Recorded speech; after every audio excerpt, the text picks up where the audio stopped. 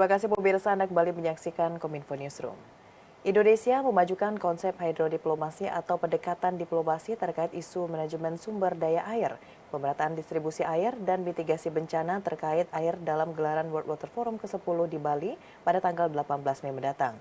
Dalam forum ini, Indonesia memfasilitasi dialog antara negara dan pemerintah untuk bisa mencari solusi pengelolaan air berkelanjutan.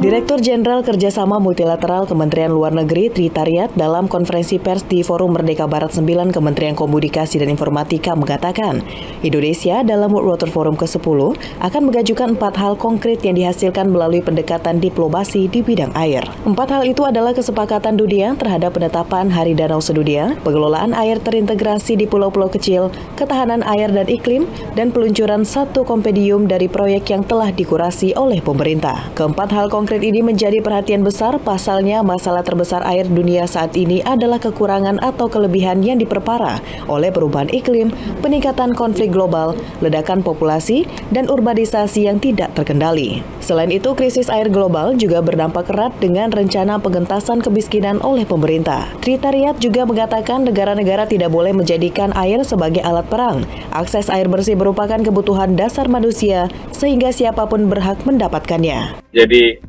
outcomes dari WWF 10 nanti secara singkat akan kita harapkan meninggalkan legacy di 4 bidang. Pertama, kesepakatan dunia terhadap penetapan Hari Danau Sedunia.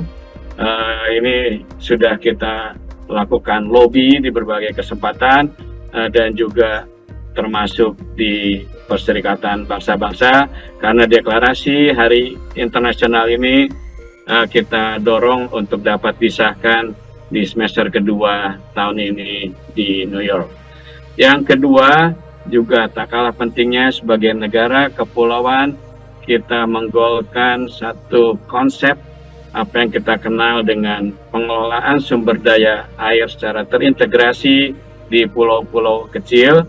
Kemudian yang ketiga, penetapan Center of Excellence terkait dengan isu ketahanan air dan iklim. Dan yang terakhir, untuk kali pertama dalam konteks World Water Forum, pertemuan di Bali akan meluncurkan satu kompendium dari proyek-proyek konkret atau yang kita sebut sebagai concrete deliverables. World Water Forum akan menjadi pertemuan internasional terbesar yang membahas dan merumuskan kebijakan tata kelola air dan sanitasi.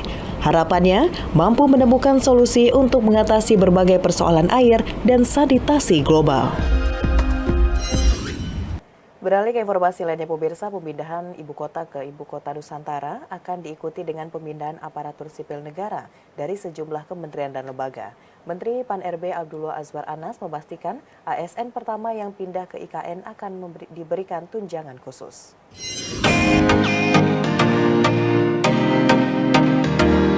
Kementerian Pendayagunaan Aparatur Negara dan Reformasi Birokrasi mengumumkan kementerian dan lembaga yang masuk ke daftar prioritas untuk pindah ke Ibu Kota Nusantara tahap pertama. Beberapa di antaranya termasuk Kemenko Marves, Kementerian Keuangan hingga Kementerian PUPR yang terhitung ada 179 unit eselon 1 di kementerian lembaga. Dengan demikian, sebagian menteri dan eselon 1 yang akan menjadi penghuni pertama di IKN pada Juli mendatang. Sedangkan untuk para ASN sendiri akan mulai pada bulan September. Menteri Pendayagunaan Aparatur Negara dan Reformasi Birokrasi Abdullah Azwar Anas menuturkan bakal menyiapkan pemberian tunjangan khusus bagi aparatur negeri sipil yang akan dipindahkan perdana ke IKN. Azwar Anas menyebut dirinya akan membawa pembahasan mengenai rencana pemberian tunjangan khusus bagi para ASN pionir yang pindah ASN ke IKN dalam rapat terbatas atau ratas bersama dengan Presiden Joko Widodo. Kita detail sekali sudah bekerja.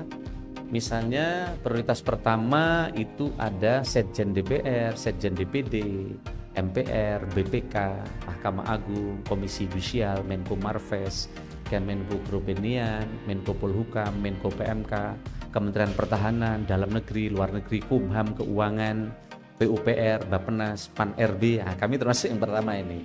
Pan-RB, ATR BPN, Setnek, LHK, ESDM, Kesehatan, Perdagangan, Kominfo termasuk pertama kita ini, kemudian Sekretariat Kabinet, BMKG, Bappenas, BPIP, BIN. Ini prioritas pertama kita. Jadi nanti mulai kepindahan, pengepakan barang, transportasi dan seterusnya itu akan dibantu. Satu ASN biaya pengepakan, kemudian pasangan ASN biaya tunggu, kemudian ada asisten rumah tangga itu biaya transportasi dan seterusnya. Nah, untuk insentif khusus biaya terkait dengan tunjangan pionir, saya belum bisa umumkan di tempat ini karena masih nunggu ratas dalam waktu dekat. Pemirsa, usai jeda pariwara kami akan kembali dengan informasi lainnya. Tetaplah bersama Kominfo Newsroom.